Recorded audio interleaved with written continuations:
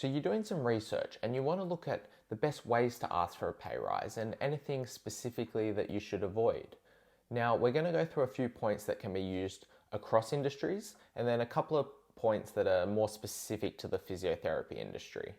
I'm actually just going through this process myself, so I wanted to document all my findings and learnings from this process. And so the first kind of general point is to reflect on your time in the company.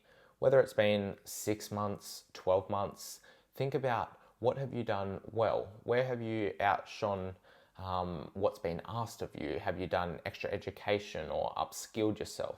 Or have you performed really well in a certain task or project? You also may want to think about the next 6 to 12 months and your vision for where you're heading and how you can actually help the business pursue their next level of growth or solidify themselves in the market. And that's really just going to help you come from a place of giving rather than always just thinking about taking. Based on this assessment, you also want to have a particular figure in mind. Going in with a vague or just a general, I'd like a pay rise, is both going to demonstrate a lack of confidence and also just a lack of clarity as to where you actually want to head. And so that's not going to be a helpful process for you or for your boss or manager who is going to determine whether you're warranted the pay rise you're asking for. Now, to narrow down on this number, it's going to partially come from the reflection you've just done. You may also want to investigate a bit what other roles out in the marketplace are offering for a similar position or role that you have in your company. But you definitely don't want to try and use that against your company as I want a pay rise, otherwise I'm going to go here. Yes, you want to know your value, and if you're being treated poorly, that's a whole different story. But assuming you're happy with the company you're working for, it can just be an idea to know what other people are earning and just based on the responsibilities you have as a bit of a guidance.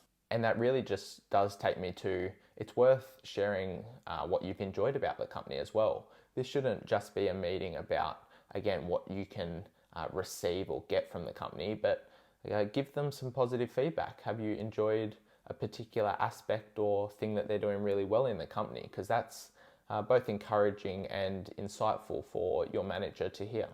And that brings me to the second really important thing, and that is timing.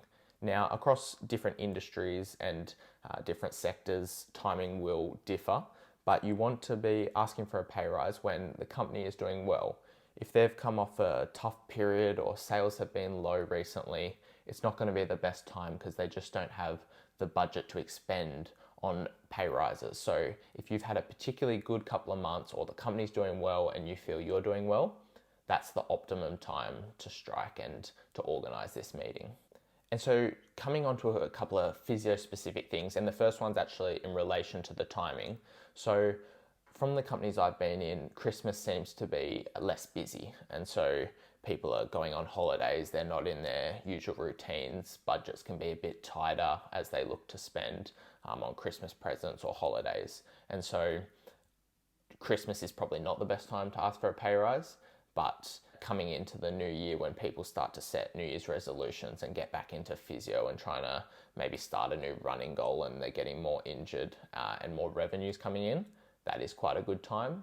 And the other thing I want to mention is that typically, and I say typically because I know there are exceptions, but physiotherapy isn't usually the highest margin profit business. And what I mean by that is per client you're seeing, by the time you've paid for your salary or the admin, the rent of the space, it's not a hugely profitable margin. And so you want to have a rough idea of how much revenue and profit you're probably bringing in for the business, and also have a look at what other people in the business are bringing in. So are there more senior people, and how much revenue do they bring in that might warrant a bit of a pay rise?